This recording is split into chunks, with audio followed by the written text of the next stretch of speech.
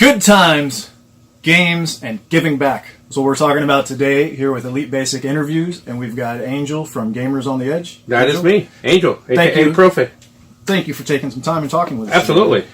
So just give me like a real quick summary. What is Gamers on the Edge? So we do fundraising for Children's Miracle Network hospitals through gaming. Awesome. We've donated just over $70,000 playing games. So it's a really, really cool thing. You get to have some fun and do some good while you're at it. We also take care of all the game rooms, which is 8 game rooms and over 50 gaming consoles at Johns Hopkins All Children's Hospital right here in St. Petersburg. Very cool. It's really cool. Yeah, I didn't even know that stuff existed over there. Yeah, no, they. Well, when we first started, it was really funny because we went in to fix their main game room, and we set up a bunch of gaming consoles, got it all done for them. Like, oh, will you do this? Like, yeah, absolutely. I should have asked because they had. Well, at the time they had 7 game rooms. Now they have 8 because we helped them put one in the oncology wing. Because unfortunately for the kids in that wing, they couldn't go to the game room because they have to stay in the filtration system. Right. So bringing the game room to them was the only way to really do it. So there was a young man named Cole who raised a bunch of money, and we helped them put the thing together and make sure everything was working properly the way it should be. It's awesome. It's really cool. Yeah. I had a younger brother, but he passed in 2012 from some cancer. So I remember he was always going to Tampa all the time for his treatments. Yeah. And if there was a gaming wing over there, I'm sure that would have made his time a lot easier. And that's what we work with a lot, actually. You know, one of the things that we do that, unfortunately, people don't get to see because of HIPAA laws and just, you know, privacy issues for the kids and the families. That's it. I mean, the $70,000 that we've donated is really cool. But being able to go help a kid who's in dialysis so he can play some games while he's hooked up to a machine for 3 to 4 hours a day with nothing to do. So for him to be able to play a game is really cool. You know, we had a young girl who, after being in the hospital for a month, she found out she had cancer.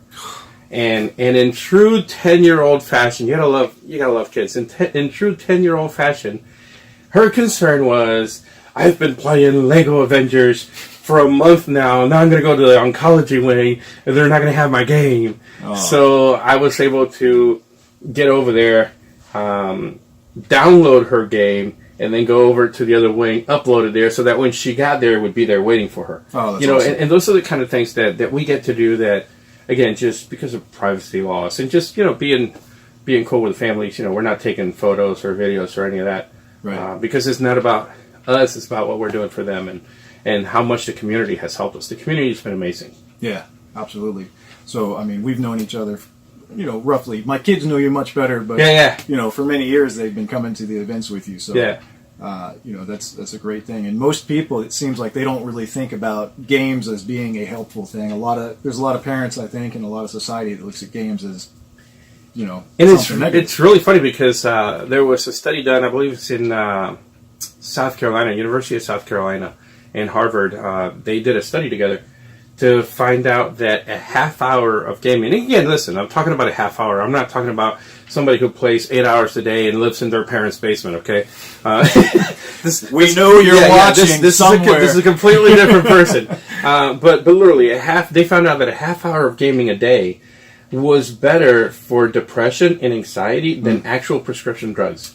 I wouldn't. It was really, really cool because it gives you a sense of achievement and getaway. You know, as long as you're not playing Dark Souls. If you're playing Dark Souls, I'm sorry, there is no achievement there. Some stuff is just death and destruction, no matter what you want to say. Well, it's not just that. The game is so hard. Oh yeah. So I watch my boy Javi. He'll play it, and I literally just watch from the back and just laugh. I'm like, "Didn't you die there the last 5 times?" He goes, "Yeah." You know, it's just one of those games. But generally speaking, you know, people play games as a form of getting away from reality, and it helps you just relax and kind of simmer down in general. You know, you get to be who you always wanted to be. You know, in a strange way. So yeah.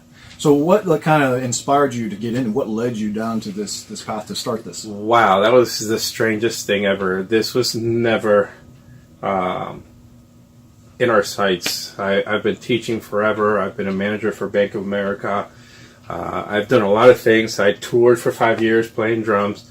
I was wondering. I saw a drumhead box. Yeah. And I got a animal up there. Awesome. I got drums everywhere.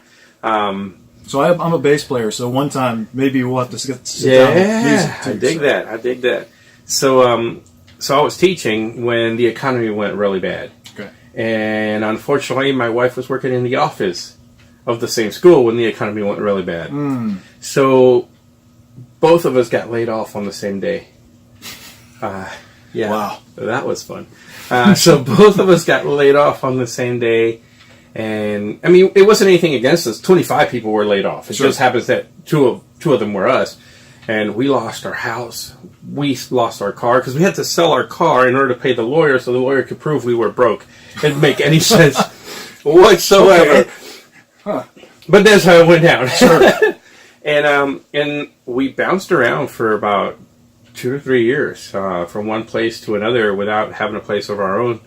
And our kids were young, and we were trying to think of something to do that would take the focus off us and say, you know what, guys, there's other people that have it worse than we do. Mm-hmm. And we found this thing called Extra Life. I'm like, what is this? So we find out Extra Life is basically, you heard of a walkathon? Sure. Yeah, so we're not walking. So what we do is we game. It's a game-a-thon. So instead of saying, hey, I'm going to walk 5 miles, donate $1 for every mile I walk, you say, I'm going to play for 5 hours, donate $1 for every hour I play. And again, for us, this is easy. We can do this. And we decided to go hardcore. We did a 24-hour gaming marathon the first year. And we went from board games to video games, board games to video games. And then 100% of the proceeds, that was coming in was donated to Johns Hopkins Children's Hospital. And we raised $233. Nice. Our first year, and at somebody else's house because we didn't have one. Mm-hmm. And then after that, it just started to. It happened again the next year, and we did 700, and then 1,400, and then I think 4,700, and now we're averaging around 15,000 a year that we do. Nice. And we rent out the Holiday Inn, and we went from being homeless and doing this at somebody else's house to now we rent out the Holiday Inn for our 24-hour game-a-thon, which, by the way, this year will be 25, because it's happening on the day that the time changes. So 8 a.m. Saturday to 8 a.m. Sunday is actually 25 hours, because 1 a.m. happens twice. Nice. We'll have 30, 40 gaming consoles, 15 tables for board games.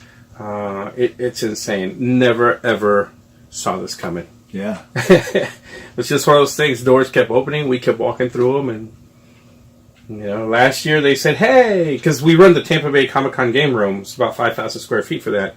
And last year they called me up and said, hey, do you want to run the Atlanta Comic-Con game room? I said, sure, absolutely. When is it? They said, next week. I said, okay, I'll let my wife know. Notice. I literally called my wife at work, said, hey, honey, we're going to Atlanta Comic-Con. She's like, oh, that's awesome. When is it? I said, next week. She goes, do you know anybody there? No. Nope. But we know some people. We had some friends in the Extra Life crew that helped us out, and then I started calling people. We got it all done. Yeah. So it was really cool. Yeah, there's depending who you are watching this, you may know there's this guy named Grant Cardone down in Miami, business guy, real estate mogul, right? But one of the things he talks about in one of his books, especially, he just says, commit and then figure it out later. It seems like what you're doing. That is 100% what we do in a scary way a lot of times, but it is certainly what we do. We just go for it, and then we'll figure it out. And, a lot of times we play it huge and then we have to trim it down. I just the other day got a phone call from Puerto Rico. Said, hey, that big tournament you do, GOTE for the kids to benefit Johns Hopkins All Children's? Yeah, absolutely. Love it. Can you do that here in Puerto Rico for San Jorge, for the kids hospital in Puerto Rico? I'm like, yeah, absolutely. Right, yeah. I don't know how we're doing it yet, but we're going to get it done, and it's happening August 10th. So if anybody in Puerto Rico is watching it, vamos a estar en Puerto Rico, agosto 10. What he said. Sábado. No sé dónde. I don't know where. Okay, this is... But that's where we're going to be. We're going to be on August 10th. We're going to be in Puerto Rico. Awesome. I don't know where yet. Yeah. I don't know how yet. But it's happening. What is happening? Oh, yeah. We already said yes. Good. Like I said, that's the way. Sometimes you just got to jump in and say, we're doing it. And then you're like, oh my gosh, how are we going to do this? Yeah, we start moving things, let's go. That's right. Sometimes it's just like things will find a way, and it's almost like they make themselves out. Yeah. And again, the community has been so good. Whether it's just the gaming community in general, video games, board games, all the way across the board.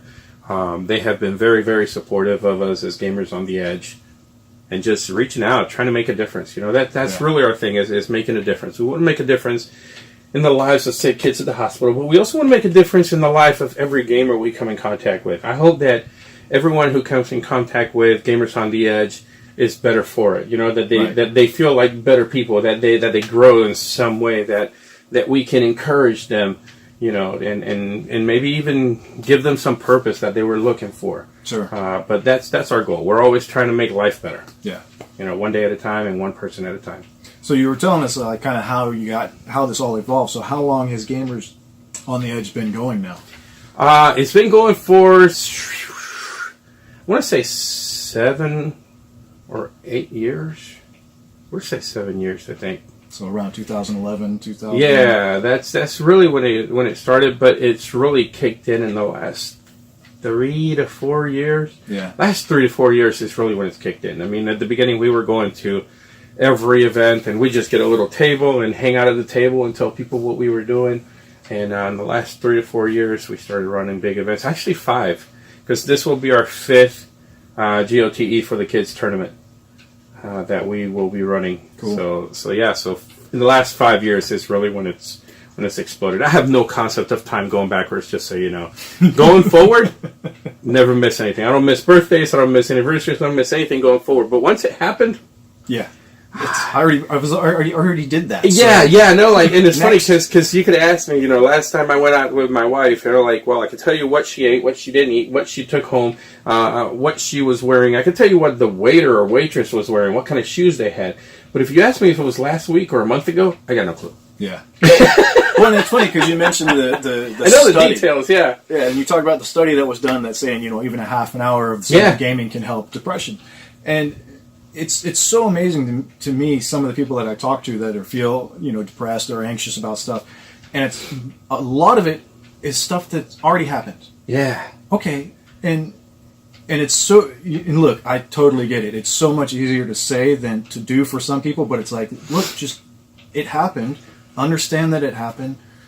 Learn something from it, and let's go forward. And people are like, well, how do I just let it go? And I have a phrase for you, and watch for it, because shirts are coming, wristbands are coming. It's all coming. Hats, they need to be coming too. The phrase is now what? Yeah, I love that. Now what? And we're literally going to have it on shirts. We're going to have it everywhere. It's just going to say now what? Yeah. Because I don't ever want to undermine what somebody went through. Right. Ever. No. I mean, people go through some serious things. But now what? Exactly.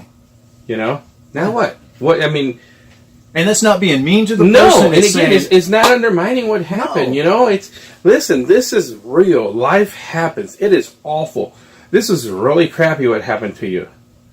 But now what? Yeah. What are you going to do now? Right. That's what I want to know. You got to wake up in the morning. You can't just sit there and keep looking back, Looking back is messing with your neck. Yeah, exactly. It's just to mess up your neck there. All that whiplash you have, morning headaches, is the whiplash from looking back all the time. Yeah. We got to move forward. And again, that's the phrase for me is now what?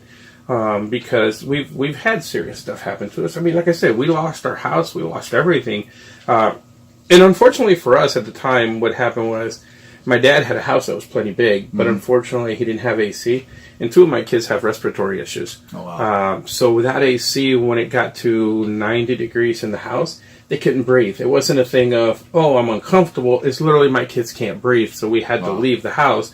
And then we ended up going to Newport Richie to my in-laws, but she was in a 1-bedroom, and all 5 of us were in the living room. Like, it was so incredibly small and tight, and we weren't supposed to be there because it was a senior's place only. Oh. So we're like, shh, quiet, and hiding. And then when it got cool enough, then we go back over to my dad's, and then I homeschool my kids, at the food court because I didn't know whether I was going to be in Newport Richie or in Tampa on any given day, so I couldn't really even put them in a public school. But fortunately, me being a teacher, we would go and use the internet from the food court at whatever was the nearest mall, and I would homeschool my kids to make sure that they didn't fall behind. And that's you have to do. You can't just sit there and pout. Yeah. And again, it's just now what? Yeah. It was crappy. Although one of my sons the other day, he's like, I sort of miss my nomad days. Like, and in that case, get out. They weren't really kind of nomad. Oh, like, I don't know where we're going to be today, but we're going to be okay. We're going to be fine, and we're going to have a good time, and we're going to move forward. You know, so most of everything right now you're saying, or correct me if I'm wrong. Most of everything you're wrong. Okay, cool. So the money that's raised goes to the Children's Hospital here in St. Pete? Yes, unless we're somewhere else. Okay, that's what I'm going to ask. How do you is that the sole focus money? So there are a few things. I mean, we do have some people who will specifically call us and ask us to do an event at their place. And, they're like, hey, can you do this for United? Absolutely, we'll do this for United. But when somebody doesn't ask us to do something for a specific, company or a specific charity, then our default is Children's Miracle Network hospitals. Now, I say Children's Miracle Network hospitals because they have over 150 hospitals all over the U.S. and Canada. Okay. So we just did a big event in Orlando where the tournament we were running raised just over $220,000 for Children's Miracle Network hospitals. And we were able to win $10,750 of that back for our hospital. But we will raise money for other hospitals, for other causes, depending on what people ask. But our default is definitely Johns Hopkins All Children's because it's in our backyard. Right. Now, the cool thing about that is we go to Atlanta, we run the Atlanta Comic-Con. So we will raise money for their hospital as well because we're there. Right. So we want people to be able to donate and know that the money is going to their local children's hospital. We went to Pensacola, ran a gaming area at a Pensacola Emerald City Comic-Con. So we raised money, and then we donated money again to the Pensacola Children's Hospital. We're going to Puerto Rico in August. We'll be raising money, and we'll be donating to San Jorge, which is the Children's Miracle Network Hospital in Puerto Rico. So we always like to keep the money home, so that the people who are donating can know that money is going to help out. More than likely, families that they know, families that that they live with or are neighbors with. Sure. So it's really cool that way. So do you foresee, maybe not now, or maybe you've thought about it, but say we tear the rear view mirror off the car, right, because we're looking forward. Is this something that you would consider like having representatives throughout the country maybe? Oh, it would be awesome. Yeah. I mean, we already have teammates who live in other states who raise money for other hospitals. We have teammates in California. We have some in Texas. We had one in Canada, Alabama. So, yeah, we have teammates all over who raise money for their children's hospital. But I would love to get to the point where Gamers on the Edge is doing events all over the U.S. and Canada and doing it more often. I enjoy the madness of events, to be honest with you. Just when everything's going crazy and everybody's like, oh no, what's going on? This is this and this is this. I'm like, yeah, I'm at home now. Right. That's my thing. So to do more of that on a weekly basis would be amazing. Yeah. So just through the conversation, usually I like to ask, are there some types of charities that you like to work on? Well, we pretty much covered that. Yeah, that is it. I mean, that's the whole thing. But we will work with others as well. Like I said, you ask us to help with something else, we'll get in there. Yeah. We'll get in there. So like other charities or organizations could contact you guys anytime they want. Yeah, absolutely. And then we'll run a tournament for them. We'll run an event for them and, raise money. So what's the best way for people to reach you if they wanted to, something like that? If you go to gamersontheedge.com, gamersontheedge.com, all the information is there. Excellent. Where, listen, if you look up Angel Miranda, Gamers on the Edge, my profile, my everything is as public as can be, which is really cool and a little creepy at times. I was out the other day, and this one guy's like, I've been following you, and I was like, okay, we could phrase that differently.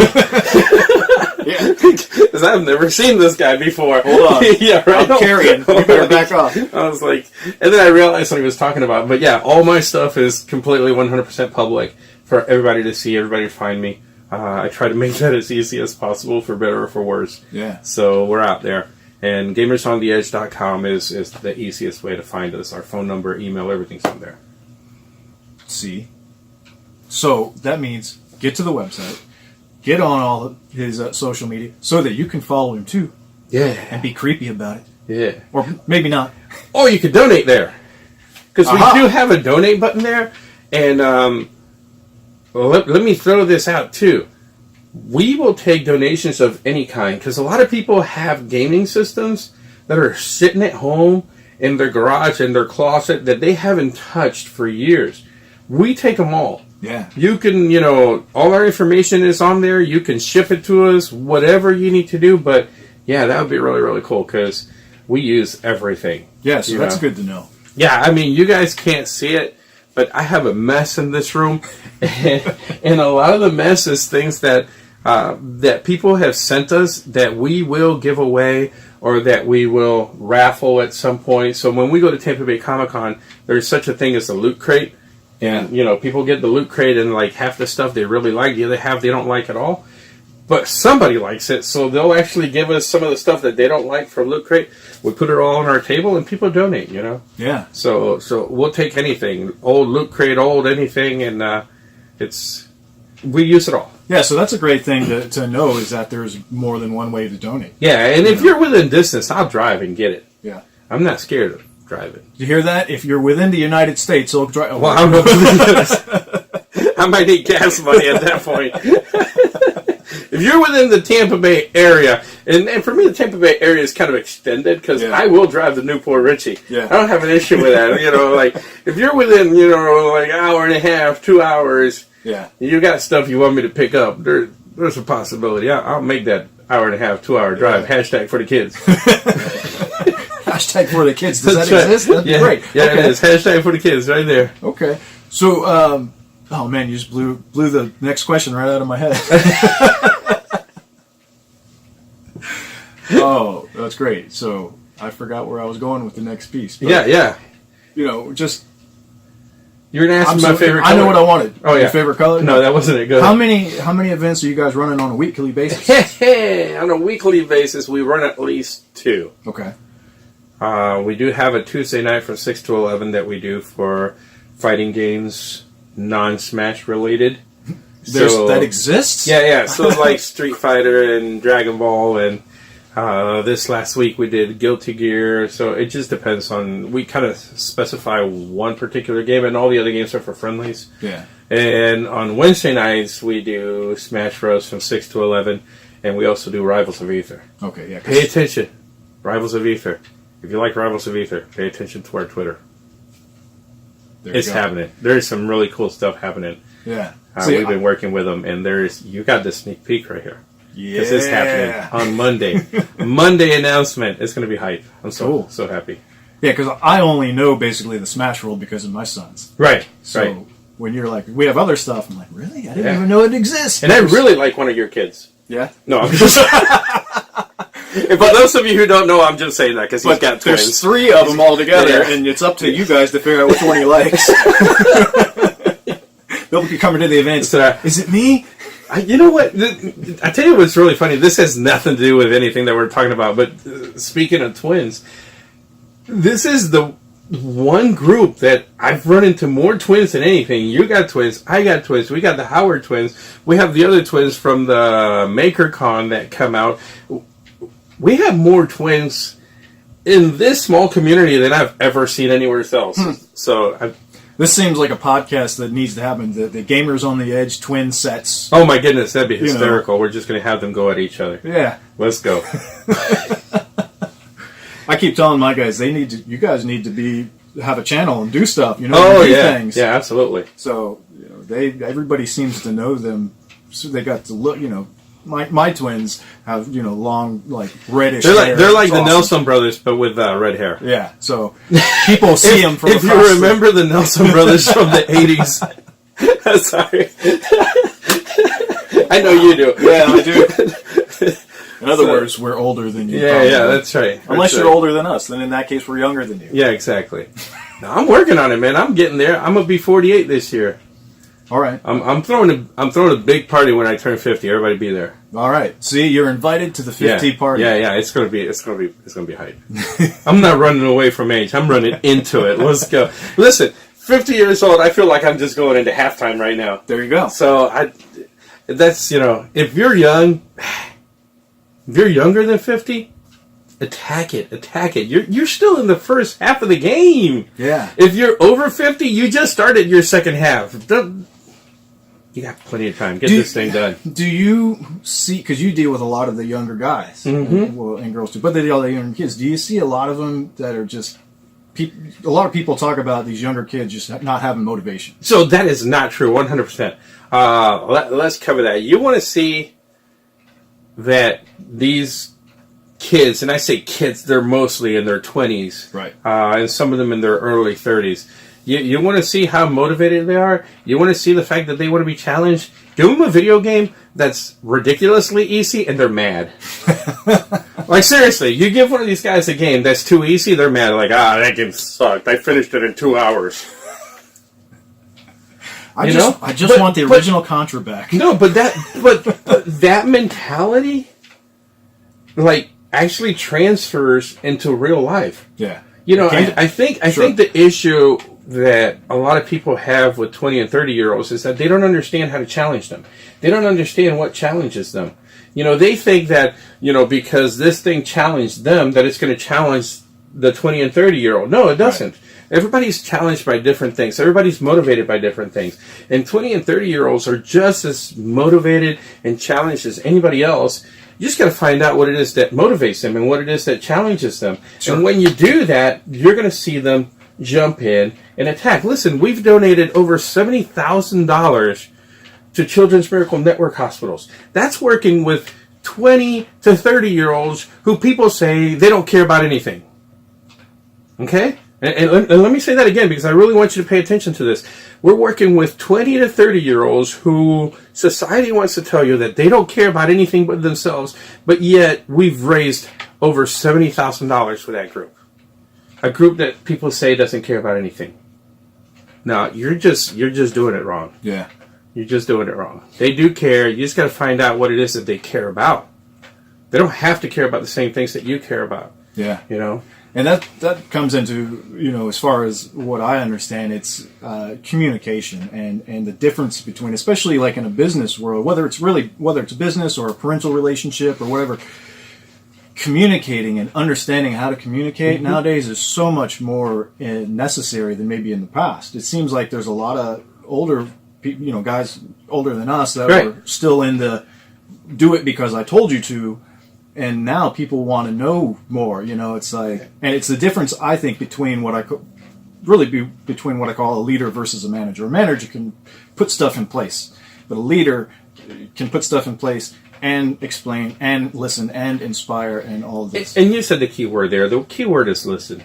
People think that communication is a one-way street, and it isn't. I mean, if you really want to communicate to somebody, you need to take time to listen. What is it that they want? What is it that they want to achieve? How do you help them get to their goal? Yeah. And then we can work backwards and work together and find out what it is that motivates them. But if you're not listening to them, you don't know what motivates them. Yeah. It's funny. So this brings to mind something, and I think I've said this in almost every one of these interviews that I've done so far, is that there's a quote by a guy named Zig Ziglar. He's passed a few years ago, I think, but he was like one of the lead motivational and sales, trainers in the country, if not the world, for a long time.